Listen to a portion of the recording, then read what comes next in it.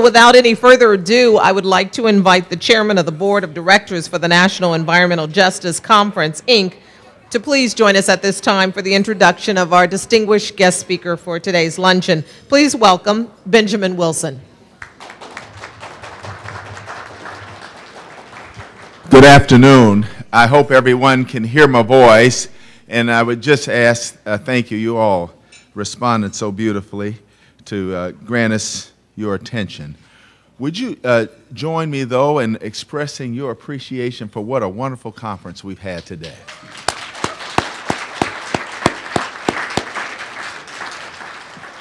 You know, great things don't happen by accident. And today we are most fortunate to have as our speaker my pastor, the Reverend Dr. H. Beecher Hicks, Jr. And I think the world of the pastor. And pastors, I thought of you, I thought of a day.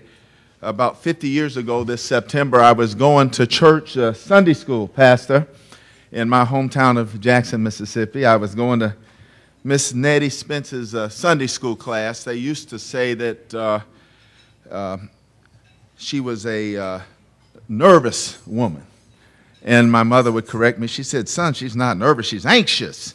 And but she was particularly anxious that day because as we settled into our seats, she told us that there were 4 little girls that had been murdered in Birmingham, which is just a couple hundred miles away, in that a bombing. And we rifled through the papers, Pastor, to try to find a relevant scripture, something that would get us through a very difficult time. And she chose 2 Corinthians, 4th chapter, 8th and 9th verses. We are troubled on every side, yet not distressed. We are perplexed, but not in despair. Persecuted, but not forsaken. Cast down, but not destroyed. And the nervous, anxious Sunday school teacher found her courage, and her students found their way. Today, our pastor is a remarkable person. I could tell you that he's a great father and grandfather, a wonderful husband, but you probably wouldn't be surprised to learn that. I could tell you that he was a great student, graduated with every honor one could imagine. I'm going to say Arkansas A&M. The resume says Arkansas Pine Bluff, but it was the Golden Lines when I was coming up, and they still in the black and gold, all right. He's a man of great business acumen, and he truly is a great visionary. And you might say, well, geez, how do we connect faith with the environmental justice movement? I'm glad you asked me. And Miss Marva King, who looks at me, I love saying her name because my favorite blues singer had a song about Miss Marva King. So, but Pastor, I'm moved because I did a little study last night, and my wife would say you should study more often, and to try to find a biblical reference that was appropriate, and I started with Psalms. 24th chapter, 1st verse, the earth is the Lord's and everything in it, in the world and all who live in it. And then I was trying to understand the concepts of environmental justice, Lloyd. And I went to Matthew, Pastor, 22nd chapter, the 37th and 39th verses. Jesus replied, love the Lord your God with all your heart, with all your soul, with all your mind. This is the greatest and the first commandment. The second is like it, you shall love your neighbor as yourself. And I would submit to you, in the concept of environmental justice, you should love your neighbor's community as you love your own community. So the point here is that if we treat communities as people, if we follow the faith that we've been given, I think we'll have direction. Ladies and gentlemen, there's one word I'd like to describe my pastor with. And I hope he'll be okay with it. And that word is champion. When used as an adjective, it means someone capable of winning, someone capable of winning first place. When used as a noun, it means it means someone who speaks for others. a champion of the oppressed, and I can think of no person who exemplifies the word champion more than my pastor, a great man, Dr. H. Beecher Hicks, Jr. Thank you.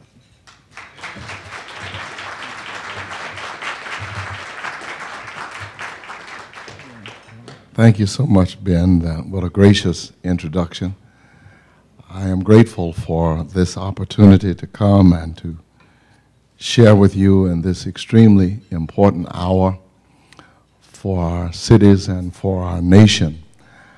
I'm grateful to learn even more about Ben. I have an opportunity to see him every Sunday. I don't get a chance to talk to him every Sunday, but I do get a chance to see him. He usually sits in the balcony up on the right-hand side, about 3 rows back, with his bride, Miranda, and I'm always pleased to know that he's there. He's very, very faithful, and I'm grateful to him. Now, I do want to raise a question as to if I can speak of the law in such a way as he has spoken of Scripture, I wonder if I could do so without going to the bar, since it appears he has spoken of Scripture without being licensed to preach.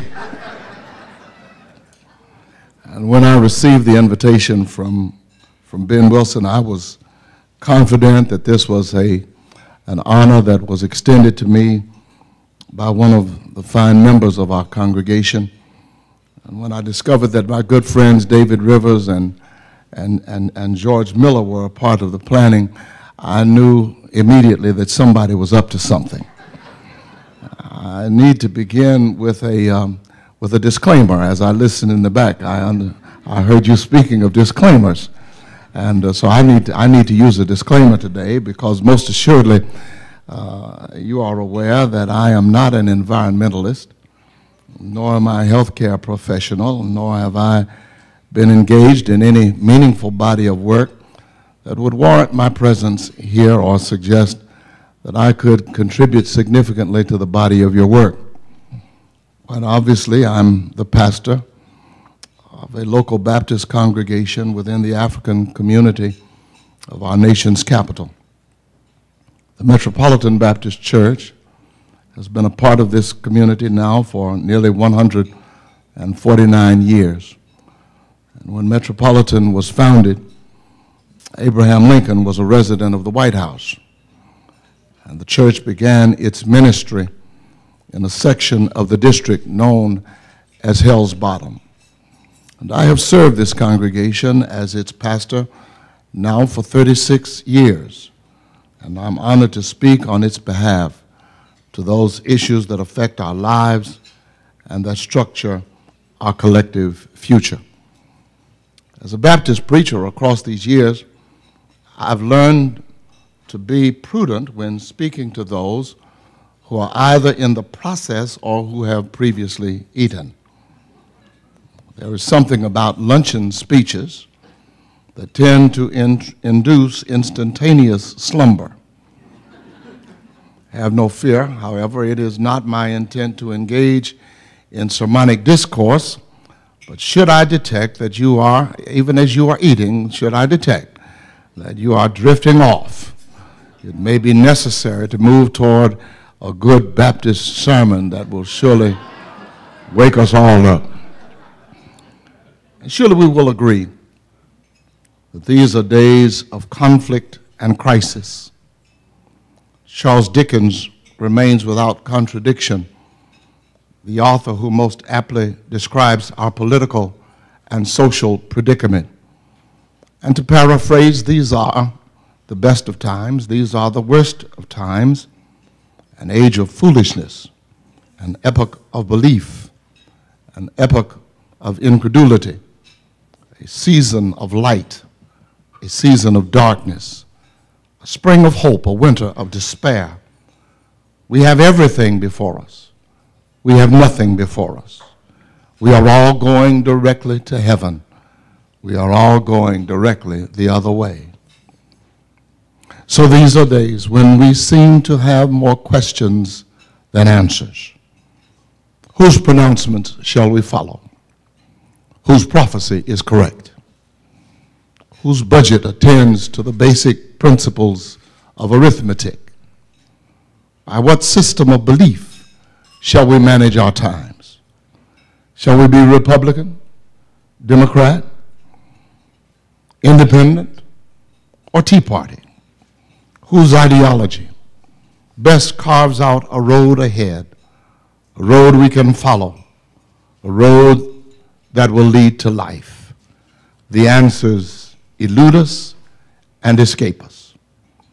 And so today, we gather around these tables, struggling with a plateau of deepening social, ethical, and moral issues, the solutions to which may well compromise the very lives we seek to live.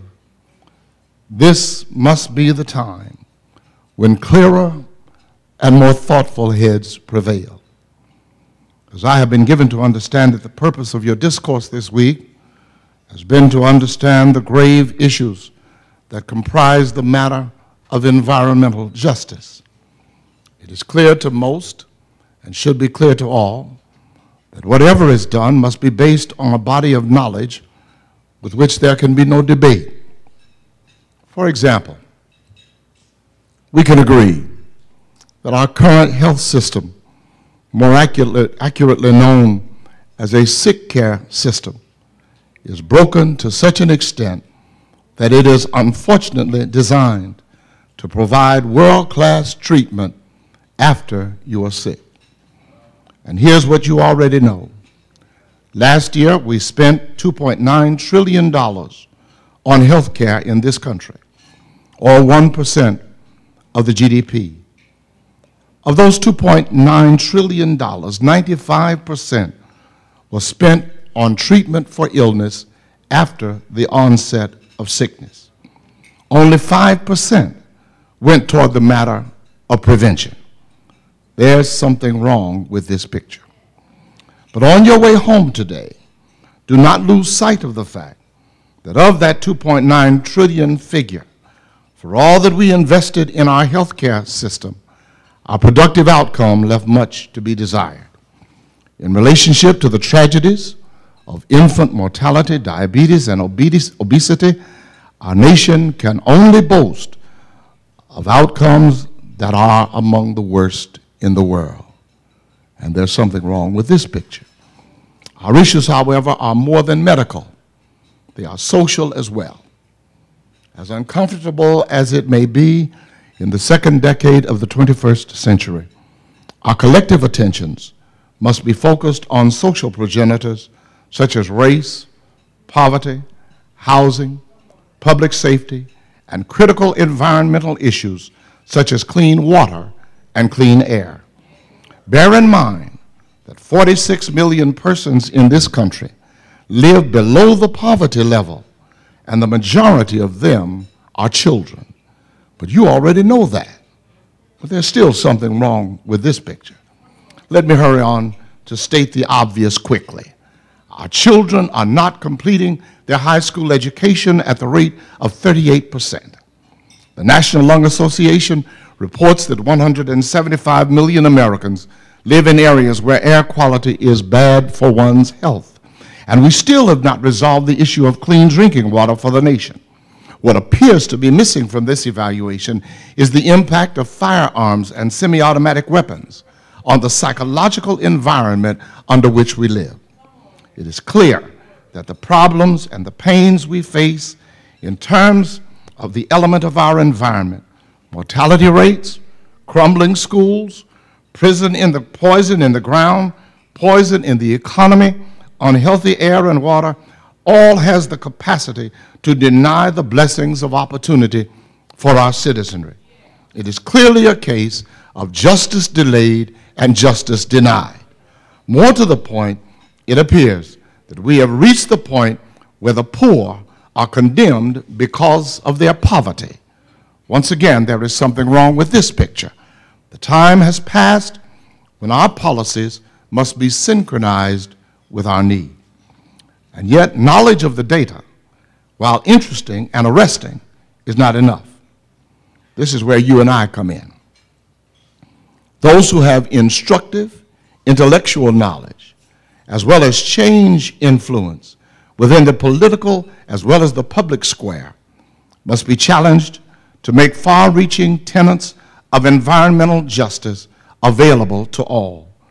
Appointed or elected officials, preachers, and pastors alike must possess within themselves the power, the courage to speak truth to power, as well as the urgent determination to insist that change in the matters of environmental justice are necessities and not options. Every citizen must be able to reach the resources necessary for life and happiness. In the land of the free, the few must be as blessed as the many. On the other hand, with similar intensity, those who are a part of and who are central to the social survival networks of our churches, with particular direction of these words toward leaders of the African American church, must be engaged in the creation and maintenance of programs that address forthrightly the issues of withering poverty, inadequate education, inadequate shelter, inadequate and misdirected medical care, as well as the whole pantheon of human need. And how ironic that we should gather here today, only one day removed from the anniversary of the violent death of Martin Luther King. How more ironic that the last public address of Dr. King had much to do with environmental justice. Who other than sanitary workers in Memphis, Tennessee, had extreme and collective power over the very essence of environmental issues? So then, this is the challenge to you who gather here today, as well as to the church whom I am by time and honor bound to represent. For those who understand the church, as well as its historic Judeo-Christian, as well as its historic bibliocentric mission, this must be the moment when religion takes the risk to be real.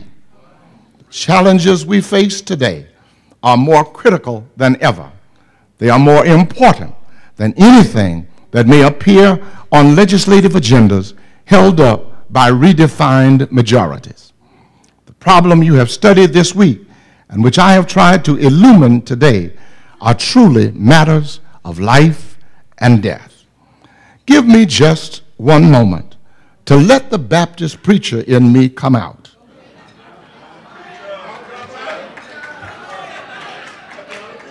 Don't encourage me that much. There is a book in the New Testament that bears the name of a gospel writer named John.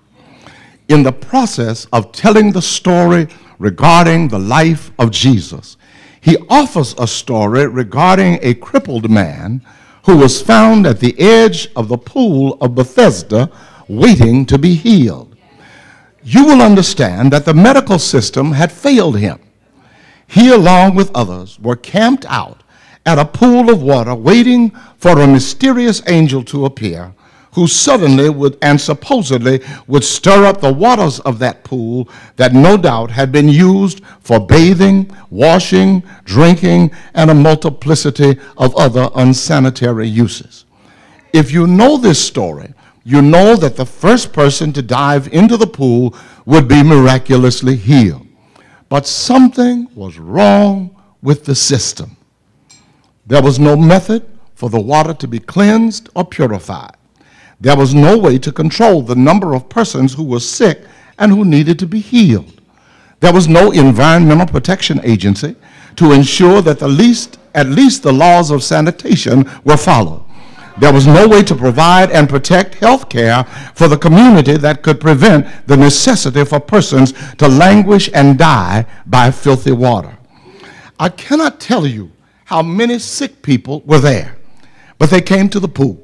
They came to a reflecting pool. They came, some incurable, some contagious, some cancerous, some terminal, some with malignancies, all suffering with the peculiar odors associated with the suffering and the indignities of human waste and soil. No doubt the air was rancid. People were pushing and shoving, trying to be the first among thousands who knew nothing of preventative care and whose early mortality would be assured. The environment was still and stale, and it looked as though no one cared to do anything that would substantially alter their lives. Above all else, however, the real tragedy which John sought to illumine was the tragedy of a man who had been sick for 38 years and could not get well. They were not there because they chose to be. They were there because there were more patients than there were doctors. They were there because they had no money to buy the treatment that they needed.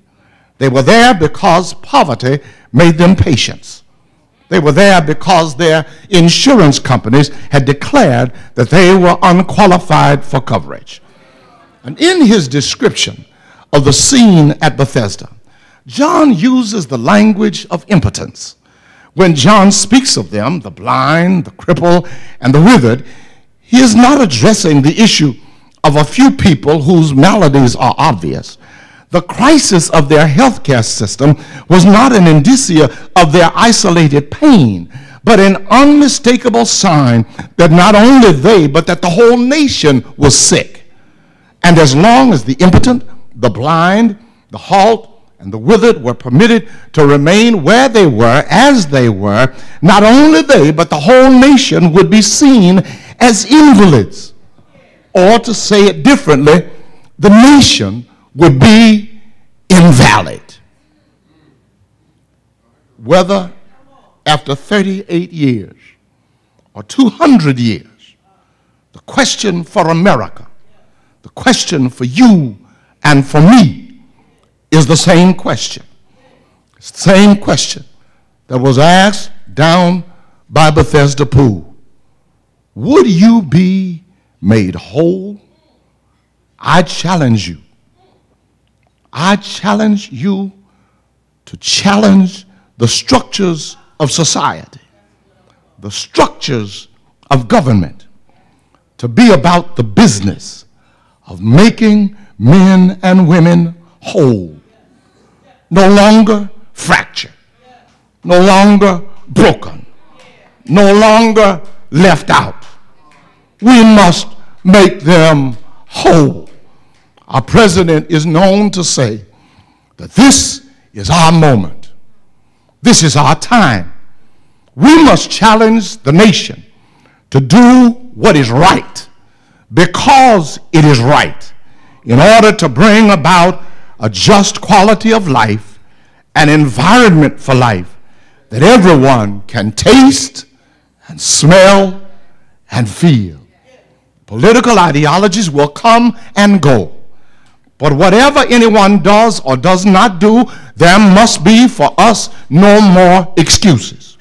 Environmental justice, as well as religion, must ultimately be a movement of the masses. This is our moment. This is our time. No more excuses. And if angels will not come to stir up our water, we must be our own better angels of our nature and learn to stir healing waters for each other, for our nation and our world. There must be no more excuses. We must be the agents of human caring that teach those with whom we come into contact how to stir up the rancid waters of our existence until they are purified by acts of grace. We must be the agents of human caring that will not permit our society to be destroyed by the guns of violence, nor by the rapid-fire weapons of racism that cause us to maim, to kill, and to destroy. Your work is yet incomplete. There is more work to be done. You will gain strength for your journey when you remember the work that has already been done by unnamed persons who have blazed the trail before you. Do not despair. There is hope for a better day, for a better tomorrow. James Weldon Johnson said it best. Stony the road we trod, bitter the chastening rod felt in the days when hope unborn had died. Yet with a steady beat have not our weary feet come to the place for which our Father sighed. We have come over a way that with tears has been watered. We have come treading our way through the blood of the slaughtered, out of the gloomy past, till now we stand at last where the bright gleam of our bright star is cast.